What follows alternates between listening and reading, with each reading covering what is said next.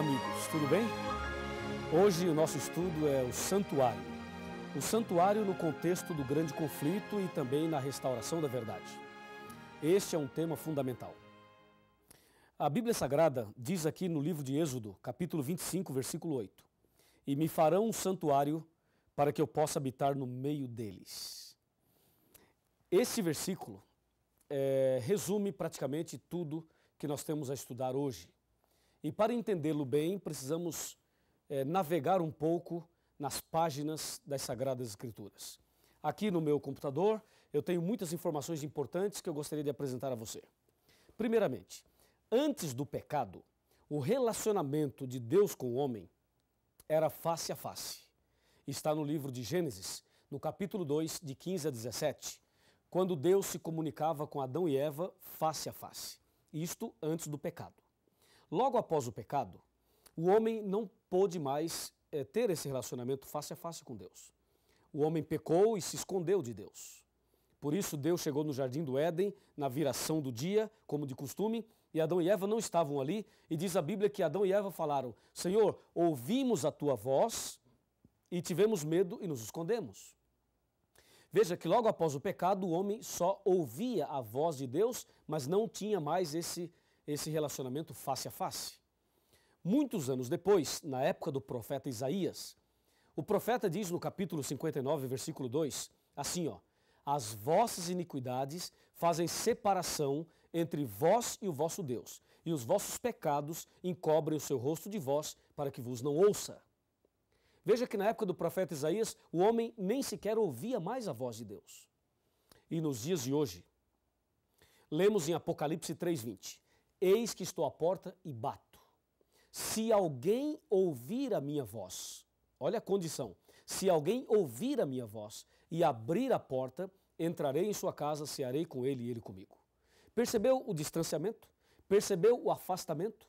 O homem tinha comunhão plena com Deus, mas o pecado o afastou, e hoje, infelizmente, nós seres humanos não conseguimos mais ouvir a voz de Deus.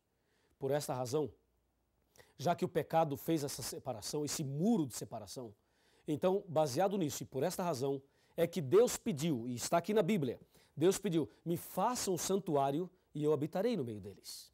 E aí Deus pede para fazer o santuário. E no capítulo 25 de Êxodo, Deus diz qual material deveria usar para fazer o santuário.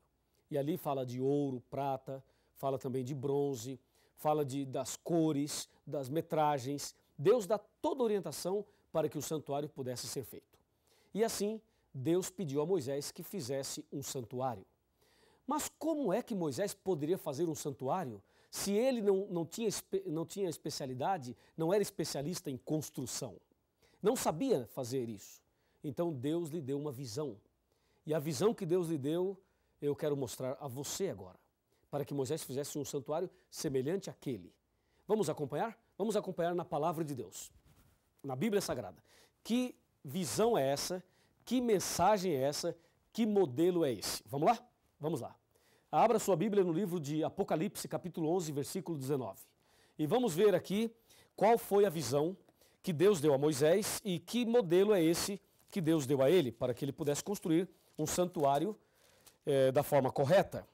Diz aqui, Apocalipse 11, 19. "Abriu-se então o santuário de Deus, que se acha no céu, e foi vista a arca da aliança no seu santuário, e sobrevieram relâmpagos, vozes, trovões, terremoto e grande saraivada." Viu?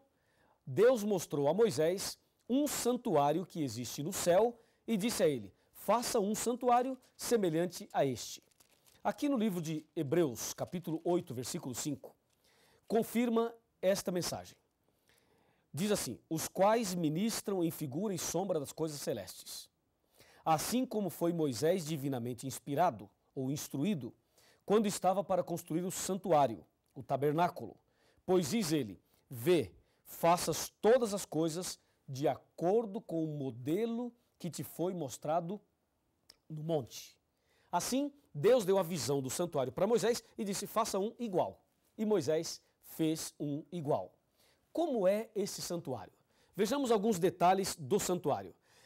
de toda essa construção, a mobília, alguns detalhes importantíssimos, conforme Deus mostrou a Moisés naquela visão. Vamos lá. Aqui no meu computador eu tenho muitas informações que eu vou mostrar a você e você poderá acompanhar na Bíblia e também através das imagens. O santuário que Deus pediu que Moisés fizesse deveria ter um pátio, o lugar santo e o lugar santíssimo. Então vamos de novo. O pátio, o lugar santo e o lugar santíssimo. No pátio havia dois objetos. Um altar de sacrifício de animais e uma bacia com água, ou uma pia, se você quiser falar pia, com água. Aí, entrando no lugar santo, tinha uma mesa com 12 pães, eram chamados pães da proposição, pães feitos da flor da farinha, sem fermento. Tinha uma pilha de 6 aqui e uma pilha de 6 aqui, 12 pães.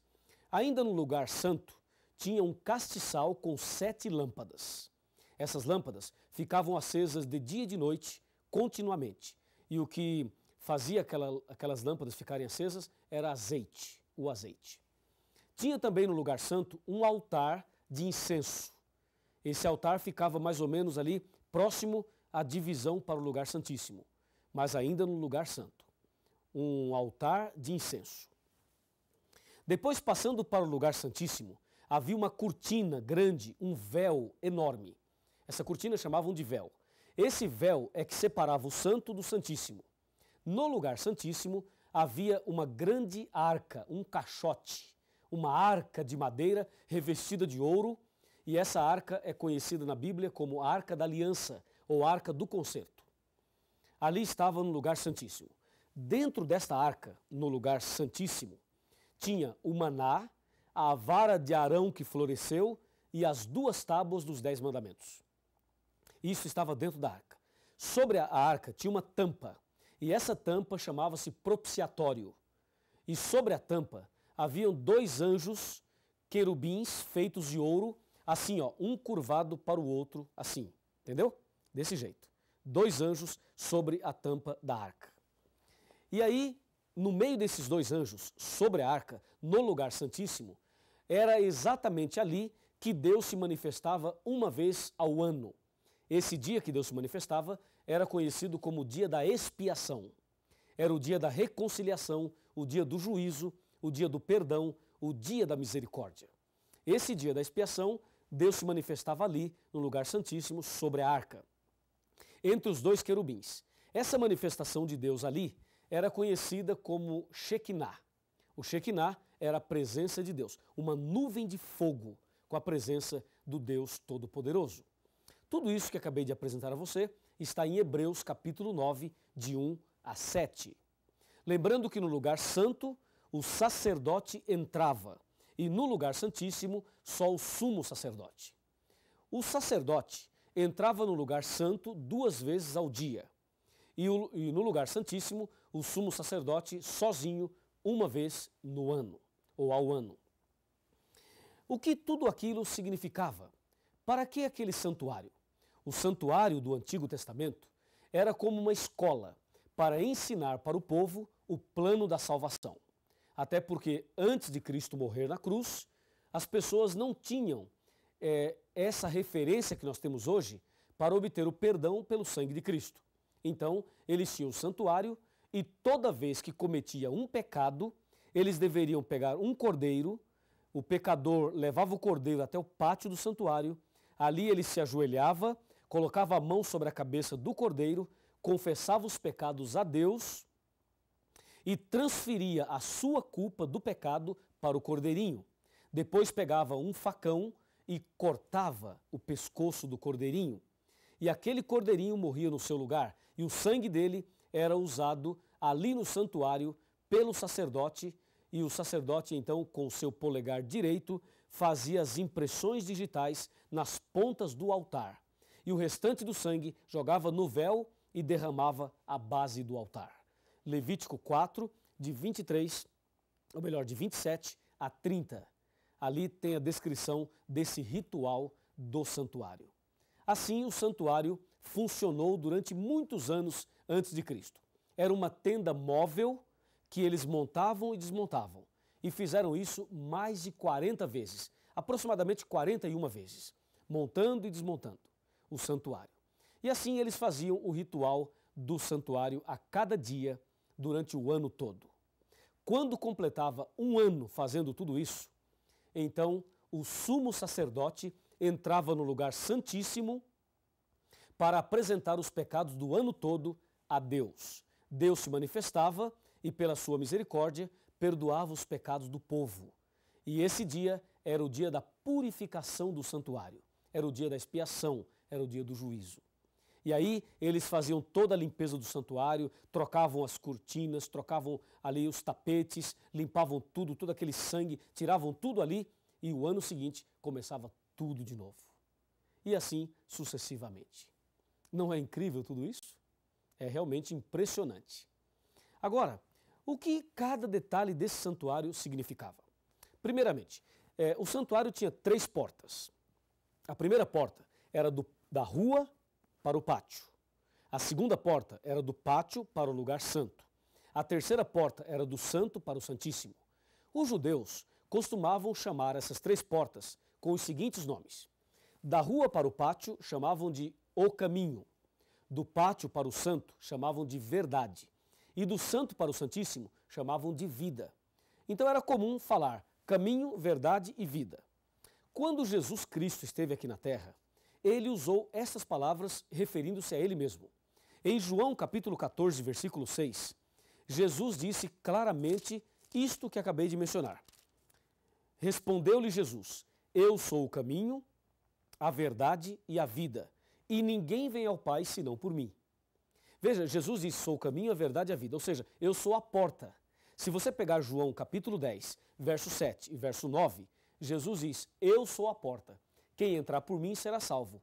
Entrará e sairá e achará pastagem. Confirmando aí, as 3 portas do santuário se aplicavam a Jesus. Aqui ainda nas ilustrações, veja, o altar de sacrifício que tinha no pátio, que está em Levítico 1, verso 9, era símbolo de Cristo que se entregou a si mesmo por nós como sacrifício a Deus. Efésios 5, verso 2. Ainda no pátio, aquela bacia com água, Êxodo 30, 18, era símbolo do Espírito Santo, João 7, de 37 a 39. Era símbolo da Bíblia, a palavra de Deus, Efésios 5, 26. E era símbolo do batismo, João 3, verso 5. No lugar santo, aquela mesa com 12 pães, o número 12, Êxodo 25, 30, era símbolo do povo, das 12 tribos do povo de Israel. E o pão sem fermento simbolizava Jesus, o pão da vida. João 6, 48. Lembrando que não tinha fermento, porque fermento era símbolo do pecado. E como Jesus nunca pecou, o pão tinha que ser sem fermento. Ainda no lugar santo tinha um castiçal com 7 lâmpadas. O número 7 representava as 7 igrejas do Apocalipse. Apocalipse 1, versículo 20. E isso está ligado a Êxodo 40, verso 24. E a lâmpada, a luz em si, que ficava acesa de dia e de noite, representava Jesus, a luz do mundo. João 8, versículo 12. Ainda no lugar santo, o altar de incenso. Êxodo 40, 26. Isto era símbolo ou representava a oração dos santos, o culto a Deus, que está em Apocalipse 5, versículo 3. No Santo dos Santos, no Santíssimo, tinha a Arca do Concerto, Êxodo 26, verso 33. Sobre o propiciatório era visível a presença de Deus. O que representavam então os objetos que estavam dentro da arca? O maná, a vara de Arão e as tábuas da lei. O maná representava o cuidado de Deus, que Deus proverá. Deus cuida de nós e provê o necessário para você e eu vivermos. A vara de Arão representava ali que Deus está no controle. É Deus que dirige a sua igreja, o seu povo e a nossa vida. É Deus que está no controle de tudo, inclusive da sua vida. Ali tinha também as tábuas da lei. As tábuas da lei representavam amor e justiça, ou o juízo final. Assim, você percebeu que o cordeirinho simbolizava Jesus, o sacerdote simbolizava Jesus, o sumo sacerdote simbolizava Jesus, as 3 portas simbolizavam Jesus, o sacrifício era o sacrifício de Jesus. Tudo que tinha no santuário era símbolo de Jesus. Por isso, veja o que aconteceu quando Jesus morreu na cruz, já que tudo representava Jesus, já que tudo era símbolo de Jesus. O que aconteceu quando Jesus morreu na cruz? Vamos ver? Me acompanhe aqui.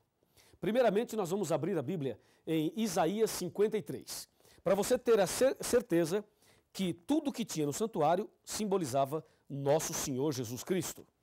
Aqui está Isaías capítulo 53, a partir do versículo 3. Com muita solenidade eu vou ler. Era desprezado e o mais rejeitado entre os homens, homem de dores e que sabe o que é padecer, e como um de quem os homens escondem o rosto, era desprezado e dele não fizemos caso.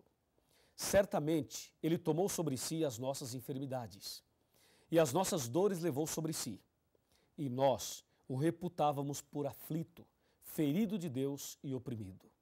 Mas ele foi traspassado pelas nossas transgressões e moído pelas nossas iniquidades. O castigo que nos traz a paz estava sobre ele, e pelas suas pisaduras fomos sarados. Todos nós andávamos desgarrados como ovelhas, mas o Senhor fez cair sobre ele a iniquidade de todos nós. Ele foi oprimido e humilhado, mas não abriu a sua boca. Como cordeiro foi levado ao matadouro. Veja, como cordeiro foi levado ao matadouro. E como ovelha muda perante os seus tosqueadores. Ele não abriu a sua boca. João Batista o reconheceu como Cordeiro de Deus. Quando João Batista viu Jesus ali no Rio Jordão, disse: eis o Cordeiro de Deus que tira o pecado do mundo. Sim, todo o ritual do santuário apontava para Jesus. Assim como o pecador confessava os pecados e transferia sua culpa para o cordeirinho, e o cordeirinho morria, assim também Jesus levou sobre si as nossas culpas, os nossos pecados. Todos os pecados Jesus levou sobre si. E, infelizmente, Jesus teve que morrer. Mas, felizmente, ele morreu. Porque se ele não morresse, nós não seríamos salvos. Ele levou sobre si os nossos pecados. Como o cordeirinho, também no Velho Testamento, simbolizava isto. Meu amigo e minha amiga. Agora que você entendeu muito bem isso, é preciso entender o último aspecto desse estudo. Aqui em São Mateus, no capítulo 27, no versículo 50 e no versículo 51, aqui diz: e Jesus, clamando outra vez com grande voz, entregou o Espírito. E eis que o véu do santuário se rasgou em 2 partes, de alto a baixo. Tremeu a terra, fenderam-se as rochas. Ou seja, quando Jesus morreu na cruz, todo aquele ritual do santuário acabou. Todo aquele sistema de sacrifício de cordeiros do passado perdera o valor quando Cristo morreu na cruz. Hoje, Jesus ressuscitou, ou melhor, já está ressuscitou ao 3º dia, e hoje ele está no céu, à direita de Deus, no lugar santíssimo do santuário, intercedendo por nós. O que Deus então espera de mim e de você? Por favor, vem aqui bem pertinho, quero falar algo muito importante para você. Pode se aproximar aqui, quero falar algo muito importante para você. Vem cá. Apocalipse 3:20 diz assim, eis que estou à porta e bato. Se alguém ouvir a minha voz e abrir a porta, entrarei em sua casa, cearei com ele e ele comigo. Lembra, no santuário tinha 3 portas. Jesus é a porta. E Jesus já abriu a porta da salvação para você quando morreu na cruz. Hoje, só falta você abrir a porta do seu coração. Como está o seu coração? Está fechado ou está aberto? Se ele estiver aberto, meus parabéns. Mas se ele estiver fechado, abra-o agora mesmo. Entregue a sua vida a Jesus.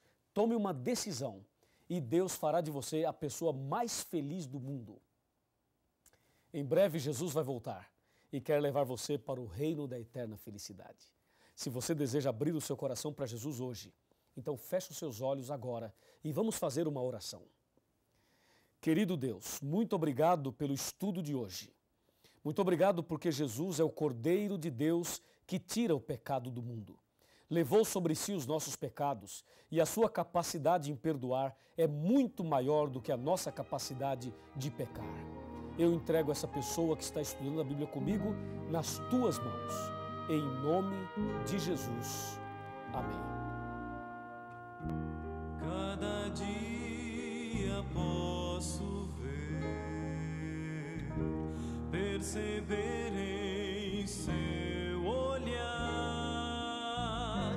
as pessoas tão vazias, cheias de pesar,